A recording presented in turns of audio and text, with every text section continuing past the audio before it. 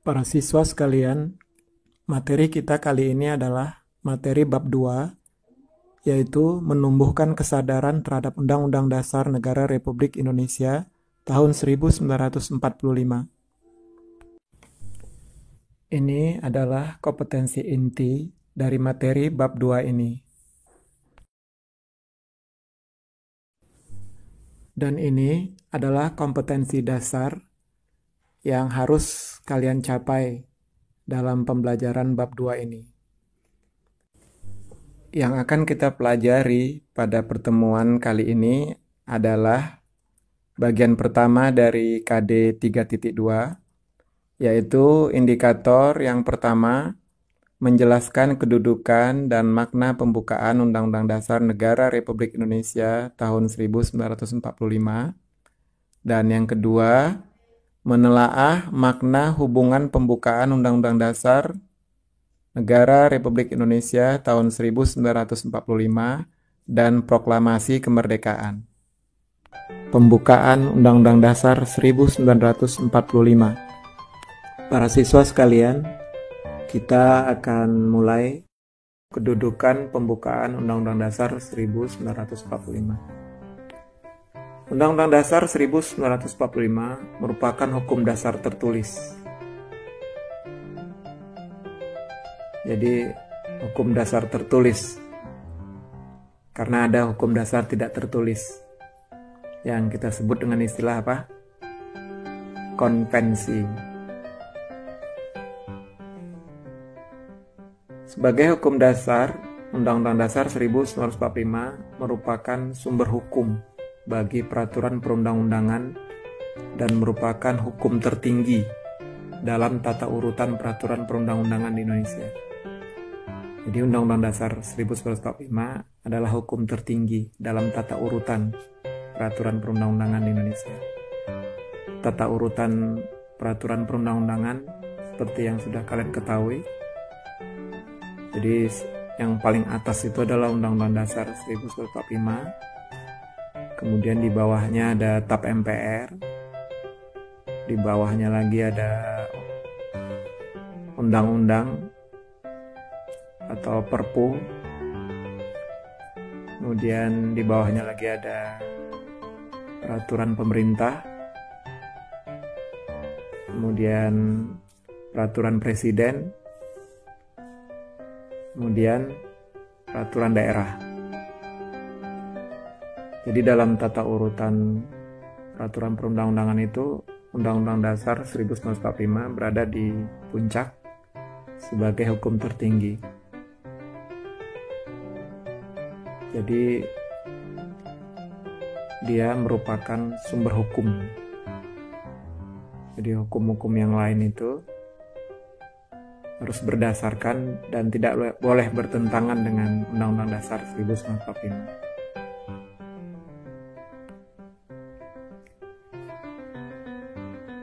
Sistematika Undang-Undang Dasar 1945 pada awalnya, sebelum perubahan atau sebelum amandemen, terdiri dari pembukaan, batang tubuh atau pasal-pasal, dan penjelasan.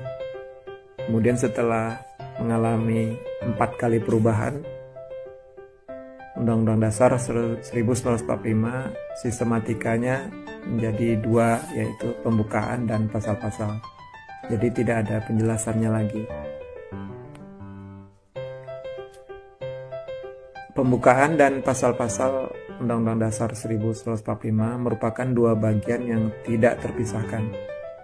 Namun keduanya memiliki kedudukan yang berbeda.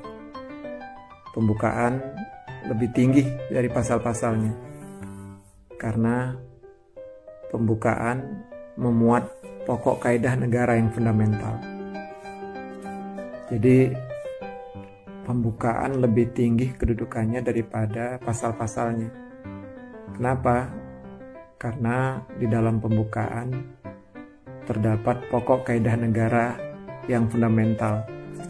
Nanti akan kita jelaskan di bagian selanjutnya.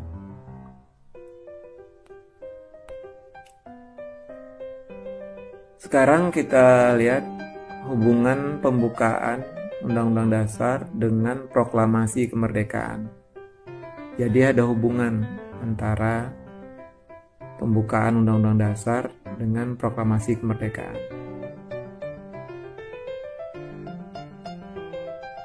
Pembukaan Undang-Undang Dasar 1945 memiliki hubungan yang erat dengan proklamasi kemerdekaan. Teks proklamasi kemerdekaan terdiri dari dua kalimat singkat, yaitu kalimat pertama dan kalimat kedua. Kalimat pertama berisi pernyataan kemerdekaan bangsa Indonesia. Ya, kami bangsa Indonesia dengan ini menyatakan kemerdekaan Indonesia. Itu adalah kalimat pertama, teks proklamasi. Jadi isinya itu adalah pernyataan kemerdekaan. Kemudian kalimat kedua berisi tindakan yang harus segera dilakukan dengan adanya pernyataan kemerdekaan tersebut. Nah, kita akan lihat apa hubungan kedua kalimat proklamasi ini dengan pembukaan Undang-Undang Dasar 1945 yang terdiri dari 4 alinea itu kan. Kita lihat kedua kalimat teks proklamasi tersebut diuraikan secara terperinci oleh pembukaan Undang-Undang Dasar 1945. Jadi teks proklamasi yang singkat itu, yang hanya terdiri dari 2 kalimat itu, diuraikan secara terperinci oleh pembukaan. Nah, kalian lihat kalimat pertama proklamasi bunyinya kan, kami bangsa Indonesia dengan ini menyatakan kemerdekaan Indonesia. Begitu singkat kan? Nah, itu diuraikan secara lebih jelas oleh pembukaan lewat alinea pertama, kedua, dan ketiga. Alinea pertama menjelaskan bahwa kemerdekaan adalah hak segala bangsa. Kemudian diperjelas lagi oleh alinea kedua, pembukaan, bahwa dengan kemerdekaan itu perjuangan bangsa Indonesia telah sampai pada saat yang menentukan. Dan kemudian dipertegas lagi oleh alinea ketiga, pembukaan, bahwa kemerdekaan itu adalah rahmat Allah yang Maha Kuasa, selain karena didorongkan oleh keinginan luhur bangsa Indonesia. Jadi kalian lihat hubungan antara kalimat proklamasi dengan alinea pertama, kedua, dan ketiga pembukaan Undang-Undang Dasar 1945. Jadi kalimat proklamasi yang singkat itu, kami bangsa Indonesia dengan ini menyatakan kemerdekaan Indonesia, itu diuraikan oleh alinea pertama, kedua, dan ketiga pembukaan Undang-Undang Dasar 1945. Jadi itu hubungannya. Selanjutnya kita lihat kalimat kedua proklamasi yang berbunyi, hal-hal yang mengenai pemindahan kekuasaan dan lain-lain diselenggarakan dengan cara seksama dan dalam tempo yang sesingkat-singkatnya. Nah, kalimat kedua ini diuraikan, dijelaskan oleh alinea keempat, pembukaan. Ya, jadi di dalam alinea keempat, pembukaan Undang-Undang Dasar 45 itu dijelaskan apa-apa saja yang harus dipersiapkan karena adanya pemindahan kekuasaan dan lain-lain. Nah, kalau kita lihat alinea keempat itu dijelaskan untuk pemindahan kekuasaan dan lain-lain seperti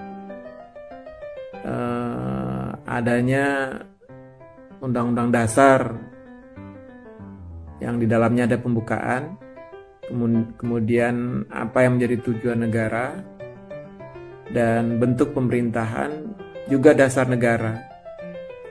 Ini nanti akan kita uraikan.